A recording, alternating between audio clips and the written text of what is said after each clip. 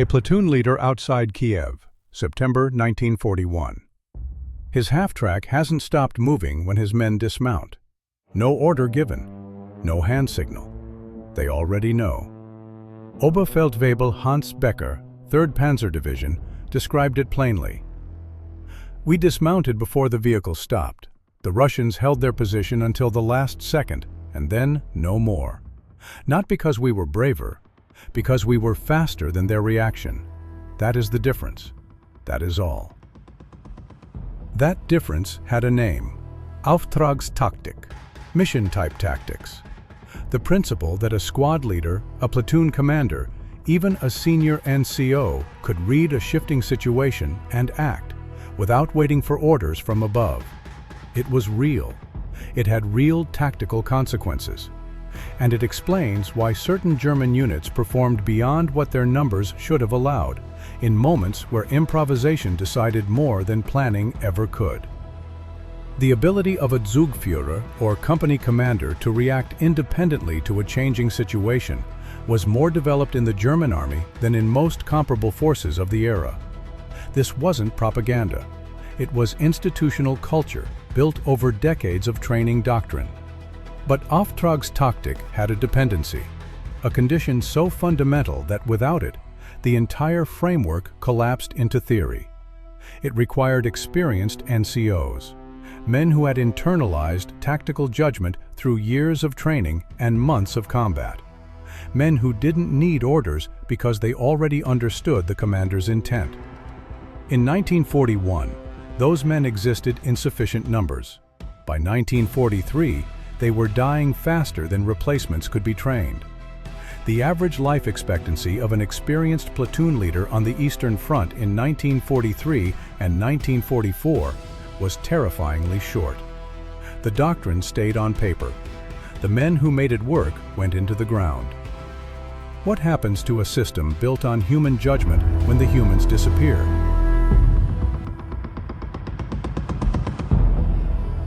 To understand what was lost, first understand what existed. What actually distinguished German Panzergrenadier units from comparable formations was less about concept and more about training culture. The decentralization of decisions, the institutional habit of pushing authority downward. A Zugführer in 1940 had typically served 4 to 6 years before the war began. He knew his weapons. He knew his terrain. More importantly, he knew how to think inside his commander's framework without being told what to think. This wasn't unique to elite divisions. It ran through the regular army, a product of the Reichswehr's interwar investment in NCO development. Small army, high individual quality, every soldier trained to operate one level above his rank. When the war began in 1939, the infantry that would later be redesignated as Panzergrenadier didn't yet carry that name, but they carried the culture. And in the opening campaigns, Poland, France, the Balkans, that culture delivered results that looked almost mechanical in their precision. They weren't mechanical. They were human. Specific humans with specific experience making specific decisions under fire. The early Eastern Front confirmed it. Summer and autumn 1941. Rapid advances. Encirclements executed not because the plan was perfect, but because platoon leaders on the ground adjusted faster than the enemy could respond. Hans Becker's account from Kiev was not exceptional. It was representative. Dozens of similar accounts describe the same pattern. Speed of decision at the lowest level. Initiative without permission. Reaction faster than the opponent's command chain could process. The system worked. And because it worked, no one examined what it required to keep working. Then winter came. The first winter on the Eastern Front. And for the first time, the concept faced a serious challenge. Not from the enemy, from conditions.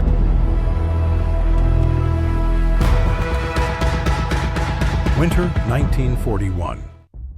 The vehicles that defined mechanized warfare stopped moving. Engines seized. Transmissions froze. Roads became impassable. Hauptmann Kurt Meyer, later commander of the 12th SS Panzer Division Hitlerjugend, put it directly. The men ask themselves what the vehicle is good for when you cannot drive. I ask myself the same thing. I answer myself that it is good for when we can drive again. That has to be enough. It was enough, for the moment, but it revealed how thin the substance of the myth became when conditions shifted. Auftragstaktik didn't depend on vehicles. It depended on the men inside them. And those men were now dying in a war that offered no pause. Here is the variable no one tracked with sufficient alarm. Not ammunition expenditure, not fuel consumption, not vehicle readiness rates.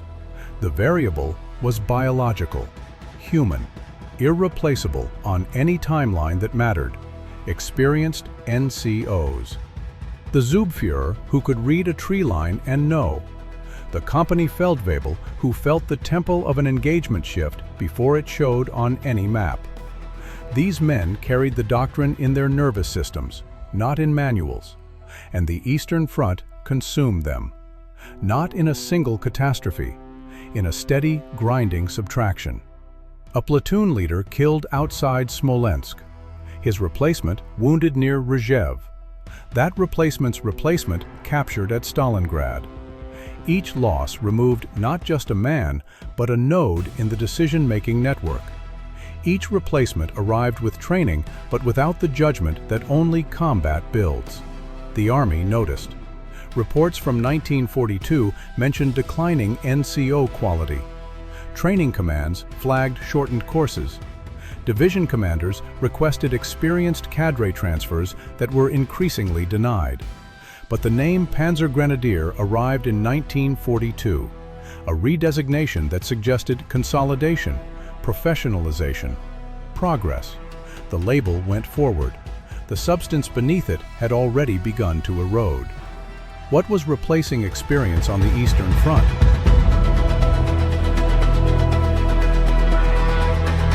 This is where the story becomes difficult to read clearly.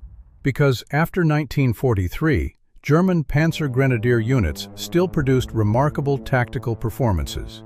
Screening actions, like those of the Großdeutschland Division in the summer of 1943, counterattacks like the Leibstandartes after the fall of Kharkov, defensive stands in Normandy that drove Allied commanders to frustration. These performances are documented. They are real. They cannot be argued away, and they create an illusion, the illusion that the system still functioned, that Auftragstaktik still operated as designed, that the culture of decentralized initiative still lived in the force as a whole. It didn't.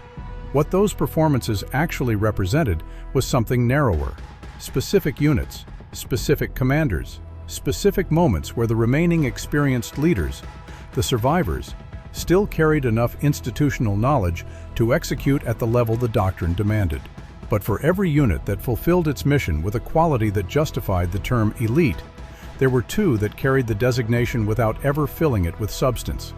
The ratio matters.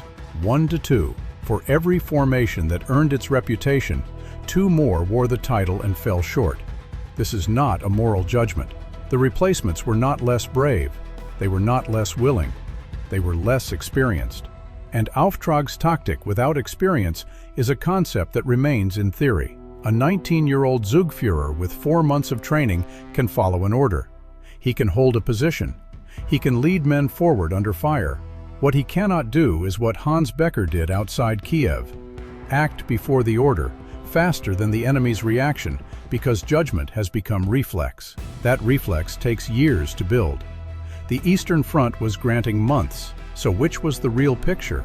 The Großdeutschland at Kursk, or the divisions that dissolved without resistance?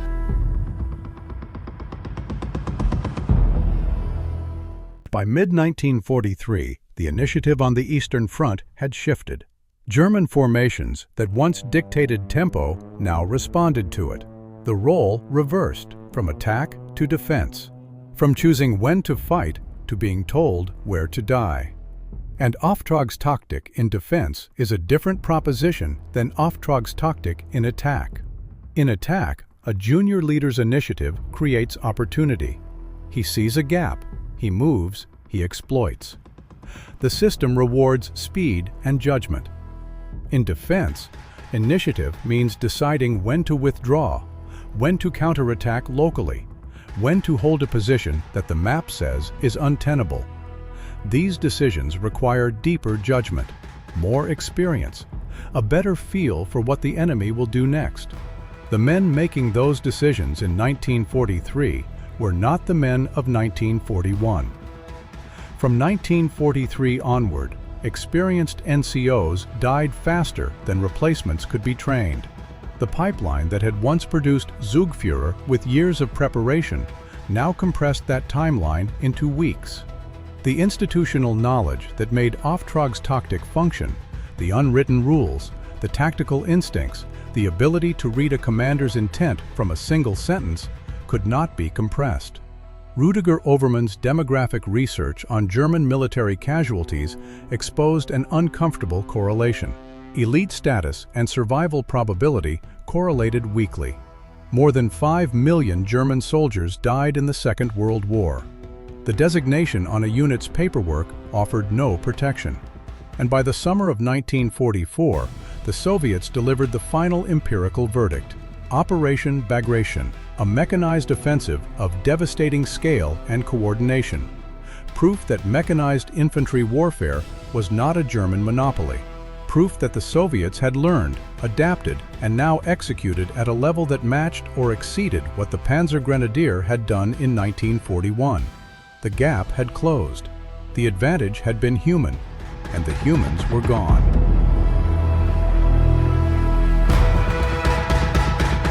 This is the point where the myth fractures most severely. Not on the question of whether outstanding performances existed. They did. But on the question of whether those performances describe a system or exceptions. The longer the war lasted, the more they described exceptions. Auftragstaktik died in 1943. Not because someone canceled it, not because a directive replaced it. It died because the men who made it real were in the ground, and the men who replaced them had never had the time to become what the doctrine required. The concept remained in field manuals. Officers still referenced it. Training documents still prescribed it. But between the word and the act, a gap had opened that no administrative process could close. A Zugführer in 1944 received his orders. He followed them. When the situation changed, he waited. He waited because he did not trust his own judgment, and he was right not to trust it. 4 months of training does not produce the reflexes that 4 years of service built. The command chain tightened. Decisions migrated upward. The very decentralization that had defined German tactical culture reversed itself, not by policy, but by necessity. When junior leaders cannot be trusted to improvise, senior leaders must dictate. And when senior leaders dictate, Auftragstaktik is a word on paper, nothing more. Nobody admitted it. Not the division commanders who saw their NCO rosters thin to nothing. Not the corps commanders who approved shortened training cycles. Not the generals who wrote their memoirs after the war and described a force that by 1944 existed only in selected anecdotes. The name remained. The substance had changed.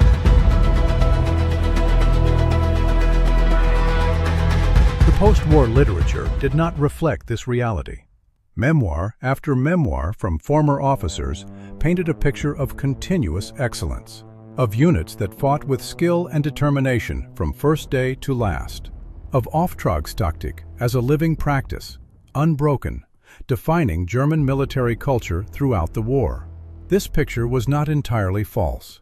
That is what made it effective.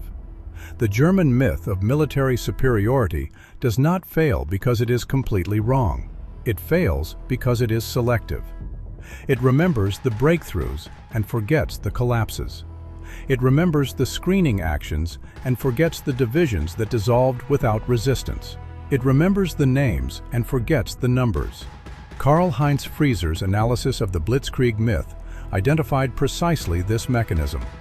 Selective memory elevated exceptions into rules.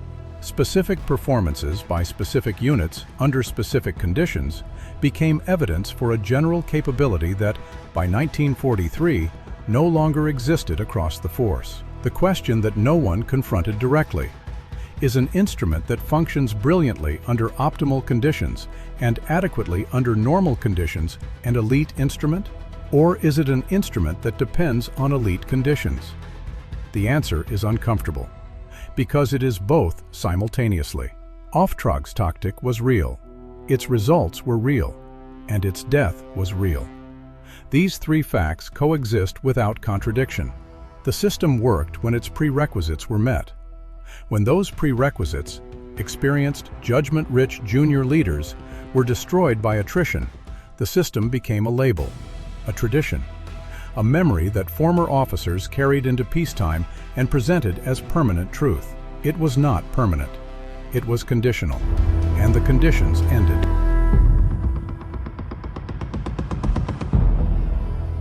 The cost was not abstract. More than 5 million German soldiers died in the Second World War. Among them, a disproportionate number of the NCOs and junior officers who had made decentralized command possible. The men who carried Auftragstaktik in their reflexes, not their manuals.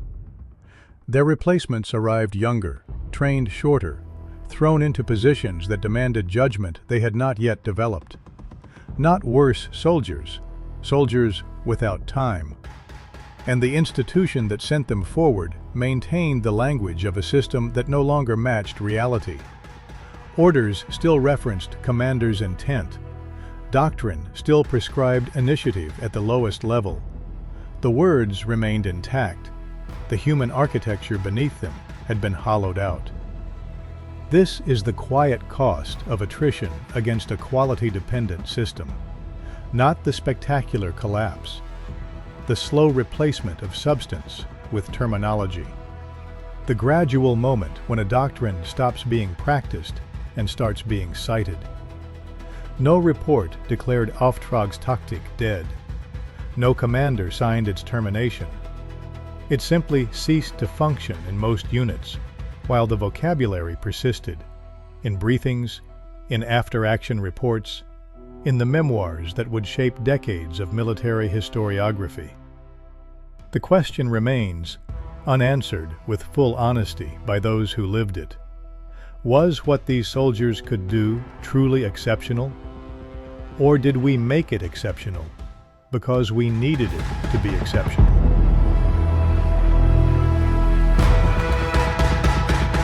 A platoon leader receives his orders on the Eastern Front, 1944. He is 19. He has trained for 16 weeks. The men in his squad are newer than he is. The situation changes. The enemy appears where the briefing said they would not. He does not improvise. He does not read the terrain and act. He radios his company commander and waits. This is not cowardice. This is honesty. He knows what he does not know.